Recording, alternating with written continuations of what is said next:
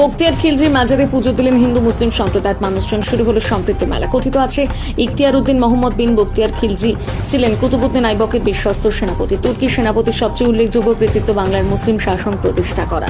1206 সালে ইখতিয়ার উদ্দিন মোহাম্মদ বিন বক্তিয়ার খিলজি তিব্বত আক্রমণ করেন, কিন্তু শেষে পরাজয়ের সম্মুখীন হয়ে মাত্র 100 সৈন্য সামন্ত নিয়ে গঙ্গারামপুরের দেবীকোটে ফিরে আসেন। তিব্বত থেকে ফিরে বক্তিয়ার অসুস্থ হয়ে পড়েন। সেই সময় বক্তিয়ার খিলজির সৈন্য আলী মর্দান দ্বারা নিহত হন। নিহতের পর তাকে সেই আস্তানাতে সমাধিস্থ করা হয়। তখন থেকে এলাকার বাসিন্দার কাছে বক্তিয়ার খিলজি পীর সাহেব নামে পরিচিত হন। কি জন্য এখানে সবাই আসছে? এটা বক্তিয়ারের খাজিয়ারের বসার মাঠে 6টা বৃহস্পতিবার পরে 6টা বৃহস্পতিবার বাজার লাগে, বুঝলেন? ভালো লাগে, দুধ দেয়, বাচ্চা দেয়, যার দেয় প্রতি বছরে লাগে, প্রতি বছর লাগে। 6টা বৃহস্পতিবার পরে 6টা বৃহস্পতিবার বাজার লাগে। এক মাস মশা মাসে যে এখন 4টায় বড় গাড়ি, এইবার 5টা পড়বে, কিন্তু পয়লা হয়েছে বুধবারে, এবার 5টা পড়বে, তাহলে 4টে করে পড়ে যাবে, 4টা 5টা।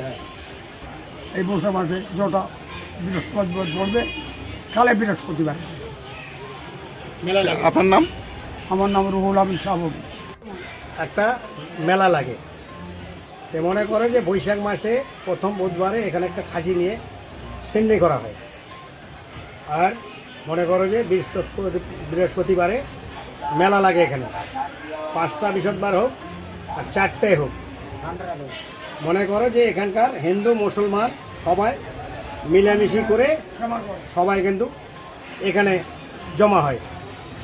লোকজনে কোনো রকম কোনো ত্রুটি নেই, সবাই আসে, হিন্দু মুসলমান বৌদ্ধ খ্রিস্টান যত আছে। কোথাকার লোক আসে এখানে? বিভিন্ন জায়গার, বলা যাবে না যে কোথাকার আসে, যার যেখানকার খুশি।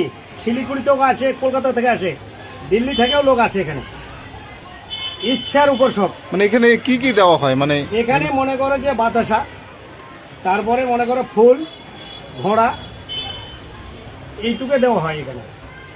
কারো মনে কামনা হলো যে আমি দেব, কাপড় দেবো, এখানে কাপড় দিতে পারে।